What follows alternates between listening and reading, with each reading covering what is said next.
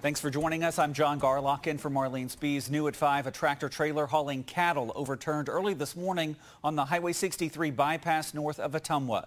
The truck was carrying roughly 100 cattle to Sioux City. 15 of those animals were killed. Wapello County Deputy Chief Jeff Layton said around 5 this morning the driver of the truck, Todd Nebelink from Hull, Iowa, drove off the roadway and hit some loose gravel. He then overcorrected and lost control of the big rig, causing it to overturn. Nebelink was not hurt. He's charged with failure to maintain control.